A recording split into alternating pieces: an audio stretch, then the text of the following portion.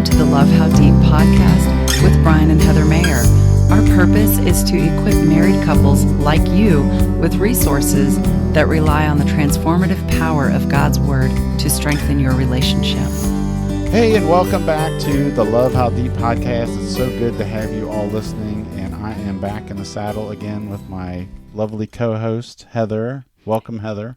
Thanks. Hey, everybody. Yeah, it's really good to be coming to you. I think you're going to be excited about today's episode. If you're not listening to this together, I would encourage you to do so because we're going to talk about differences, right? And how to navigate our differences. Yeah. I mean, it might be a newsflash, but you and I are not exactly alike. That is correct. I mean, people do think that we have so many similarities that, you know, maybe that's why we get along so well, but we do have some differences. Yeah. We still have to navigate those tricky waters. That's right. Yeah. It is interesting, though, when we take personality tests and things, we always end up pretty similar, but yeah, that's how we're like, man, we're just alike. Yeah. Like, what are we doing? We found our identical personality twin or something. Right. Yeah.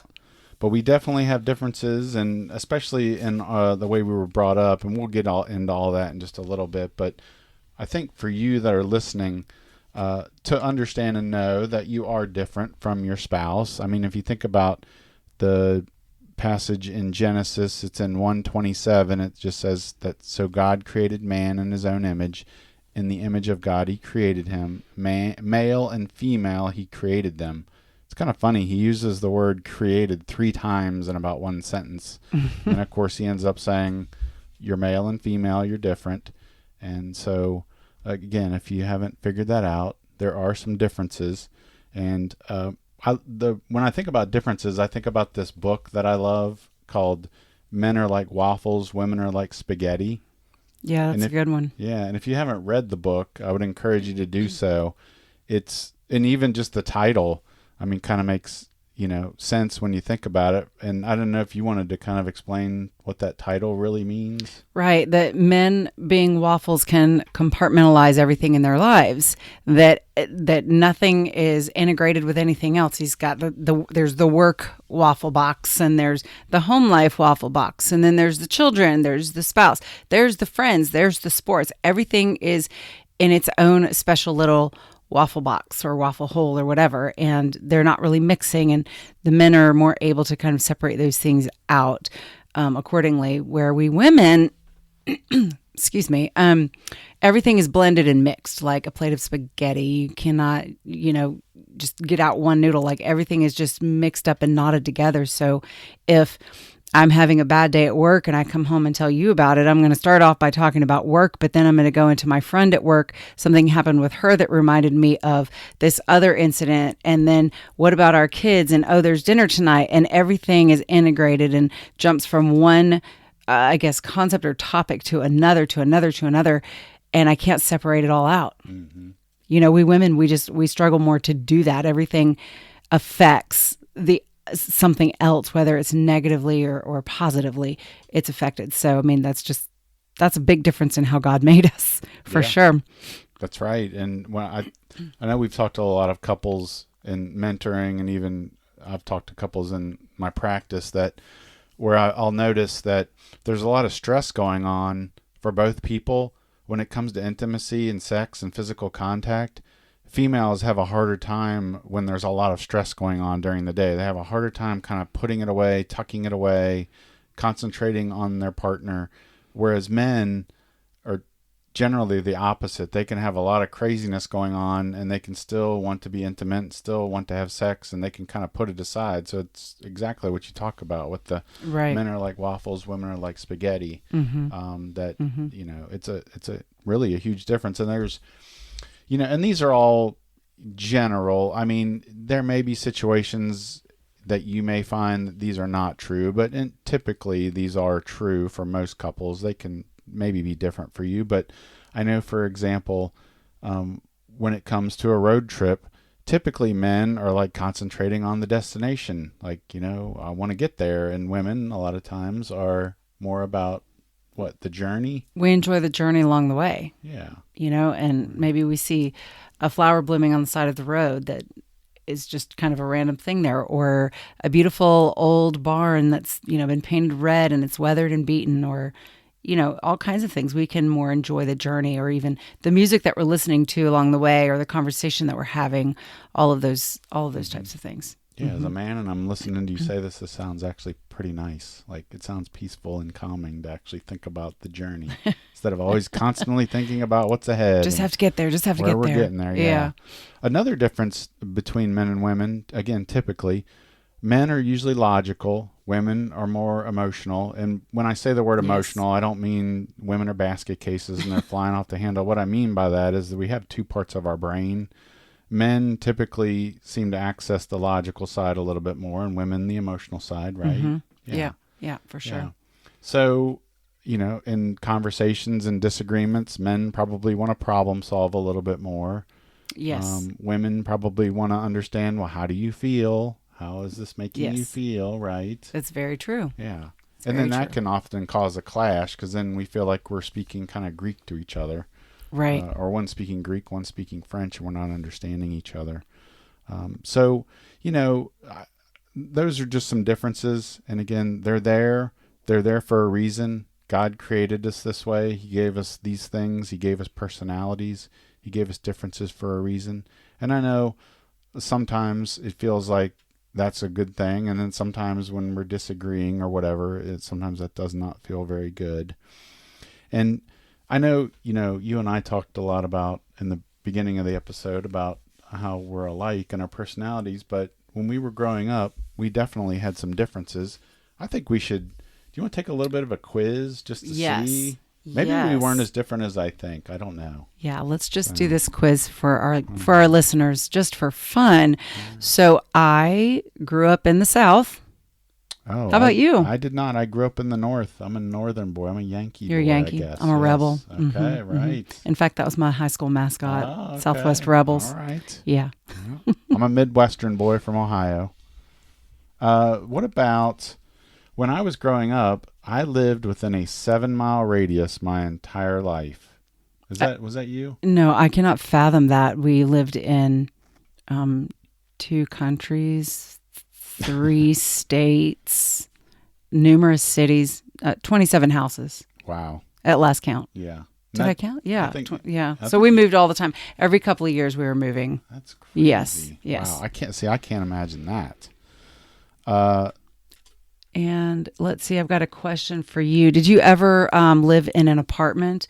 Like we didn't. We lived in houses. Yeah, I lived in an apartment quite a bit, for sure. So I'm going to reveal something that I'm not too proud of, but I will say that I was defending myself during these episodes. But what did you do? I have been in probably, I think, 3 physical fights when I was a kid. You're bad boy. I think what I noticed a theme in all of them is this little thing that I'm talking to you all from. That's Your called the mouth. Yeah. Did it get you in trouble? Yes, it did. Isn't there a passage in the Bible that talks about how the tongue is so small and it's like the rudder of a ship, and it makes great boasts and it can set great forest fires even though it's so small. So you were setting some forest fires with that mouth of yours, getting into physical fights. Yes. I was never in a fight. Okay. I was too good for that. I was the good girl, I guess. So when I want something as a treat, I usually go for the sugary sweet stuff, like some good caramel. What about you? Salty or sweet? No, I got to have something salty typically. So we got to fight over our treats that we want. I will say I do like trail mix, which tends to have a little bit of sweet in there. So, I like that. I'll say I like that. So when I was growing up, I did not even know that I don't ever remember my parents ever being married. I want to say they divorced around the time I was 2 years old, so I never knew parents being married. What about you? Yep, my parents are still married today. Wow, okay, that's a big difference there. And one thing I was going to say regarding how we lived growing up and the rules and things like that. Mm-hmm. Well, let me just ask you the next question. What about you? Were the rules strict or lax growing up? So I was also a military brat, and so we did have rules and high expectations. There was what's the word I'm looking for? Oh my gosh, my mind just went blank. Responsibilities? Yeah. Responsibilities and things like that as a child. Yes. Yeah. Okay. And how about you? No, not really at all for me. My parents being divorced, I think they just had enough on their plate of trying to kind of deal with themselves and what was going on for them. So really, to be honest, I don't really remember ever having a ton of rules.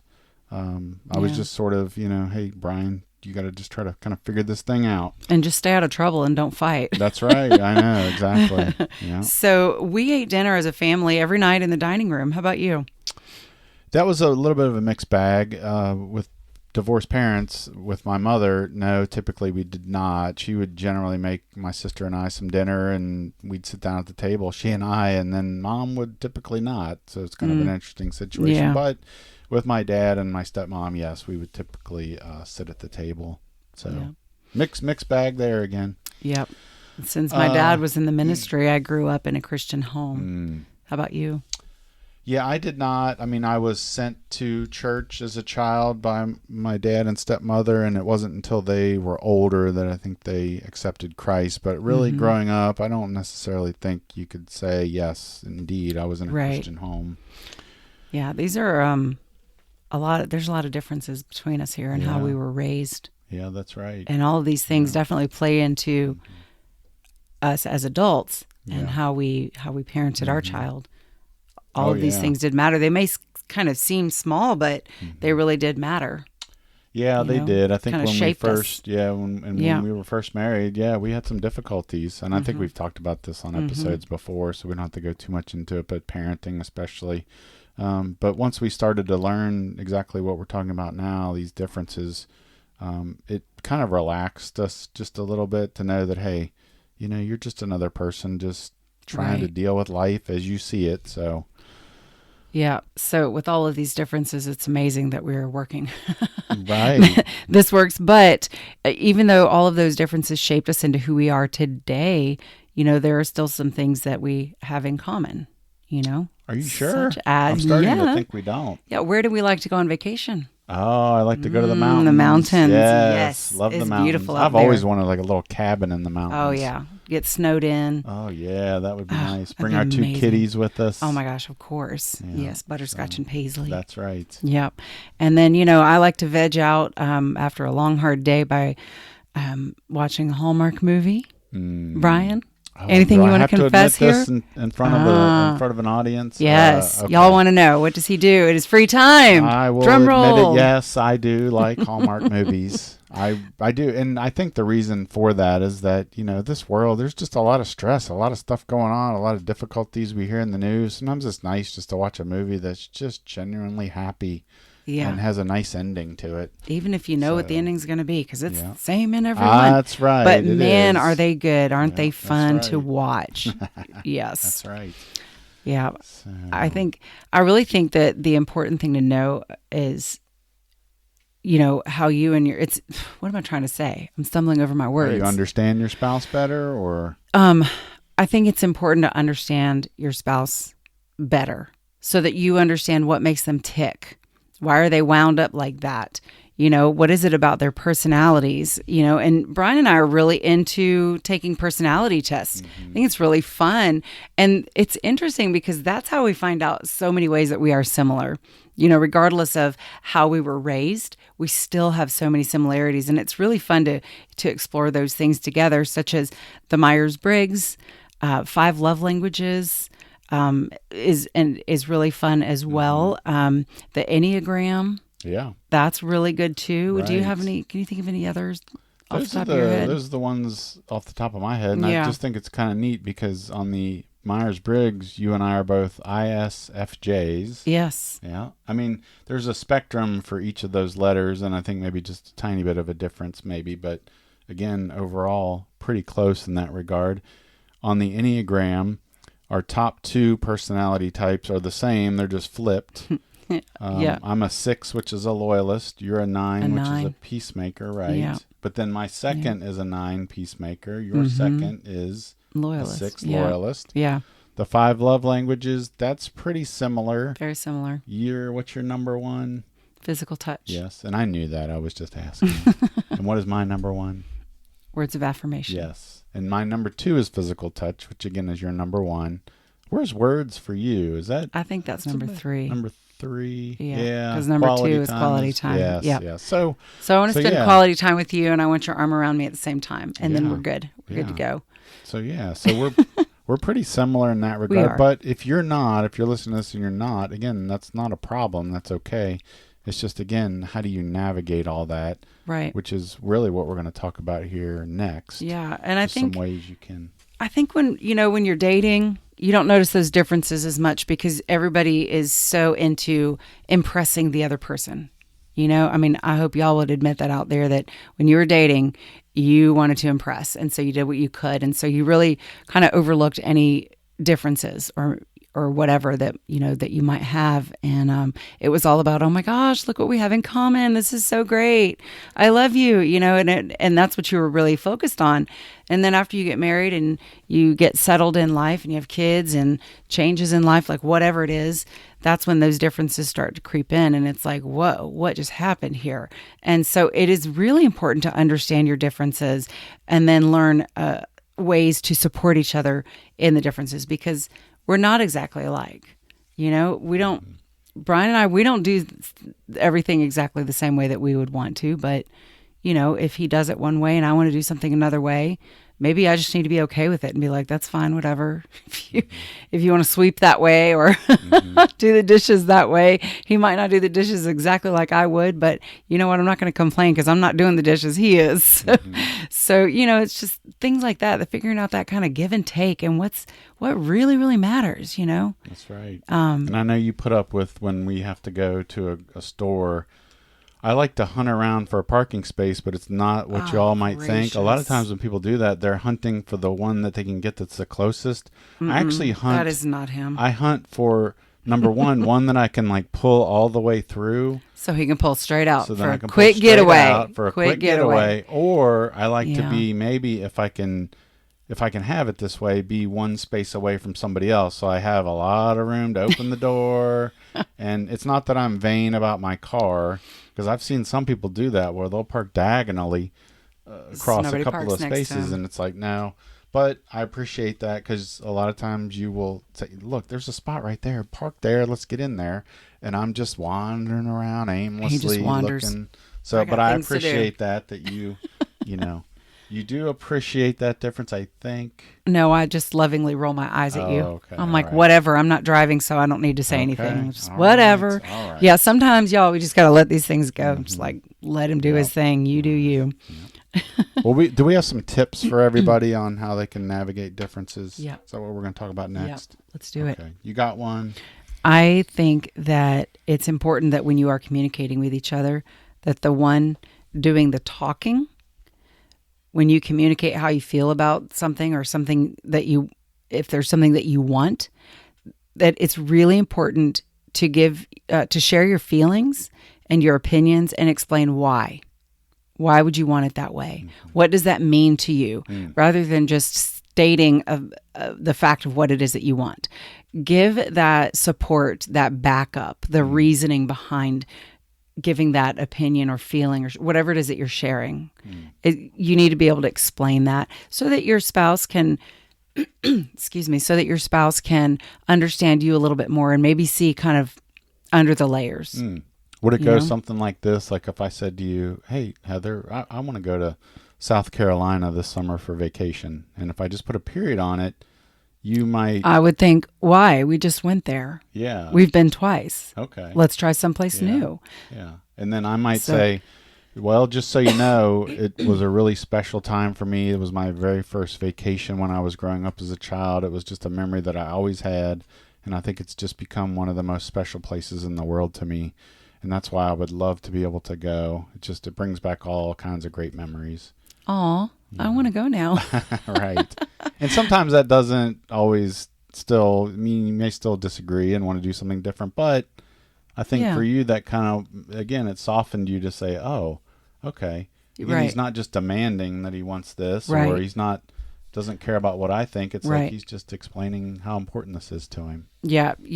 And when I was teaching in the classroom, my students were first and second graders, and they were writing an opinion piece. And so we had to play silly little games like what is your favorite color? My favorite color is yellow. Why is that your favorite color? And could that 6, 7, 8 year old explain why? And I said, it doesn't matter whatever your reason is. Well, because the sun is so pretty and yellow is the color of the sun, or I like bananas and bananas are yellow, therefore yellow is my favorite color. But they had to learn at such a young age to support their opinion with a reason. So that's kind of what I'm saying here. I guess it's the teacher coming out in me of like, support your opinions or your statements with a reason. Yeah. And I think that another important piece is that if you're doing the one that's listening as your spouse is explaining something that they want, I think it's important to talk less and listen more, to really try to understand what it is that they're saying and ask thought-provoking questions to help them share why they're saying what they're saying, if that makes sense. Just being more a sort of an active in your listening and in your responding and things like that. Yeah, and they say, what, you have 2 ears? 2 ears and one mouth. For a reason? Yep. Yeah. Do more listening than talking. Right, that's right. And I'm stop talking. I've talked long enough. Oh, no, you're fine. I would say another one would be agree to disagree. That's a big one. Now, that is a good one. It's hard, though. Yeah, I want to explain this one because this one can kind of get out of hand sometimes, because you could say something like, well, fine, we'll just do what you want to do. Well, that's actually agreeing to disagree. Well, a little bit. I guess that's more caving in. But I think what I'm trying to say here is that sometimes that can be said with resentment. Well, fine. Animosity. We'll just, well, you have your opinion and I have mine, and I guess we're not getting anywhere with this, so just forget it. Right. I think it's not that. I think that's looking at it as like there's going to be a winner and there's going to be a loser. Mm-hmm. And that's not what it is. It's agreeing that we both want different things, and yes, someone does have to give in. So technically there's a winner and a loser, but it's important to remember to support each other through that. Mm-hmm. That the one that is quote unquote the loser goes with what the winner wants and is all in. You're all in. You're not holding a grudge, and not even calling them winners or losers. I don't even like that term, but I don't even know what else to call it. But when you agree to disagree or go with what the other person wants to do, it's so important to support in that. Mm-hmm. Say, all right, let's do this. And you're all in. Yeah. And I say this a lot, that everything that you do with your spouse, you're deciding on the issue, the thing that you want to do, but you're also talking about the relationship that you have and that you're doing this with the person that you love. And so, you can not want to do this thing. It's like, oh, that's not my cup of tea. Like if you wanted to, I don't know, when you want to go to Ulta and look for makeup, I mean, that's not my cup of tea, but I do it because you're my wife and I enjoy your company. And you'll just wander around a store with me. Yeah. I might be maybe straying a little bit with the agree to disagree, but a little bit. Just make sure that you're doing it in love. And when the emotions are high, sometimes it's easy to kind of spout off and say something you don't mean, but work on keeping the emotions down and just recognizing that, hey, you have this perspective, I have this perspective, and it's different, and it's okay, and we can just agree to disagree and still love each other, I think is the point with that one. I think so. I think it's been quite comical at times when we leave church and we like to go out to lunch and we can't decide where we want to eat. And it's not like one is demanding something and the other doesn't want to do it. We literally can't decide what we want to do. So we'll name 2 places and then we'll ask Sarah to flip a coin. And so she flips the coin and it's like, oh, let's do the best 2 out of 3. So we ask Siri to flip that coin 3 times so that we can fully decide where we're going to eat. And that's kind of a silly one, but you know what? Maybe you incorporate that when trying to make a decision as simple as where are we going to eat tonight. What else? Do you have anything else, Brian? Yeah, we can celebrate our differences, I think, for one, because oftentimes we just think we're just going to try to muddle through and deal with the differences, but I think we can really celebrate them and live out those roles. And when we think about differences, maybe we don't think about them as differences, maybe we think about them as strengths. You have a certain amount of strengths, I have a certain amount of strengths. I have a superpower when it comes to spreadsheets, right? Oh, my word, yeah. Well, So didn't we see a T-shirt that said, "I have a spreadsheet for that" or yeah, something? it said something like that. I said I wanted Yeah, that. I want that for Christmas or my birthday or something. Like, yeah, yeah, there's a spreadsheet I've got for that. yeah. That's you. Basically, is what it Oh, is. here's a little fact about Brian. The way that I got him involved in our wedding planning, he created the spreadsheet for all of our expenses. Oh, it That was is right. I awesome. did get excited when I knew I could do something like that. So, but I guess the point here is that uh, for this, that is my strength. So maybe Yes, finances, and finances is mostly what I handle. I mean, of course, there it's an open book, and we both talk about it, and we both have access. But I'm typically the one that works the numbers and things correct. because I just enjoy it. You do. Yeah. He's got so many spreadsheets with all these numbers and Yeah. projections and all kinds of things. And I call him. This is the number crunching Excel spreadsheet loving freak of a person. Right. But you still love me, But I right? still love you, and I appreciate all the work you do on that. Yes. Yeah, and another example is if one of you has a strength of organization, then go for it. Organize that house, organize the trips that you're going to take, organize that grocery shopping list, You're whatever. good at that. Yeah, Yeah. I got to keep it all. My mama Right. taught me how to do that. Yeah. You have like She taught me how to meats make, in a yes, section and produce produce, and dairy, dairy. Yeah. um, You do a good job with yeah, that. all those Yeah. kinds of good things. And I'm just like, slap it on the page and let's go. And it's a mess, and so we're wandering all over the place. But me, I'm like up and down those aisles. I know exactly what I'm going Yeah. for. But my point is that if you have that as a strength, then do it. If that's yeah, I think that you can play into those strengths and incorporate those as into the roles of your marriage. hmm Am I making sense? Yeah, I don't I know. think so. Yeah. Yeah. So just remember that. Again, each of you have strengths, you have superpowers, and you should rely on those things. And so sometimes when it starts to feel like you're getting frustrated or irritated with a difference or a personality trait in your partner, again, just remember that this is probably a strength that could be utilized in a certain way. And you can sometimes reframe just how you're thinking about it and just think about things in a more positive light, because this is how God created my partner. And this is the partner that God made for me. And this is a gift. So, right? I mean, Yeah. I don't know. Is there anything else we can say, or is that pretty much sum it all up for this episode? Well, I was just going to add one more thing, that it's really important to remember that if you're quote unquote in charge of whatever that thing is, whether it's the finances or the organization or whatever it is, that you use good communication skills to kind of get your spouse to help you. I don't even know. Does that make sense? I'm stumbling Yeah. over my I mean, words. It's too late at communication is night right always now. big. Yeah, so you need to be a good communicator and not, you don't want to bark orders or just not communicate about finances with your spouse. You want them involved, but if you're asking for them to help you with something, give grace and love, practice humility, be grateful for the help that the other person is giving you. Listen to them if they have questions about something, if it's about finances or whatever. Like if one of you is planning a trip, get the other person's opinion. And maybe, like, for example, when Brian and I want to go on a trip, I'm usually the one that gets online and starts looking for a B&B or a hotel. I start looking for all of the different things that we can do, and I'm literally going to plan out this entire vacation. And Brian is just like, "Ooh, I'm overwhelmed. I can't talk about it anymore." He's kind of done, probably because it wasn't in a spreadsheet. That's right. Yeah. See, you know me But well. I do. But he lets me kind of go nuts. And then I bring all of that to him and I say, "Hey, so this is what I found. We don't have to do all of this. We can certainly put the list away and go wander around that quaint little town or whatever, spend all day in a museum, whatever.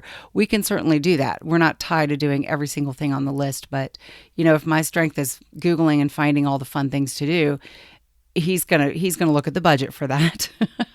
And then I'm gonna go to him and say, "Hey, what do you think? Would you be interested?" And I'm gonna get his opinion. So it's not like it's my way or the highway. We're still working at this thing called marriage as a team. It's just that our strengths are playing an important role here to help us. Yep. Amen Yeah. to that. Yeah. One thing I wanted to suggest to you listening is we have a free resource. It's a core values exercise for married couples, and I think this plays right into what we're talking about today, because if you can discover your core values, each of you, you can better understand yourself, you can make better decisions in life, and then again, you can understand your partner a little bit better. And it's a great exercise to do. It's a great conversation starter to learn more about each other. So I think I would encourage you, go out and get it. There'll be a link to that in the show notes. And then all you need to do is put your name and your email address in there, and we will email that to your inbox. So I think that might be a good way to wrap this episode up, huh? I think so. All right. Well, thank you, everyone, for listening. We do really appreciate the time that you've taken to listen. And we couldn't do this without you. And we will talk again next time.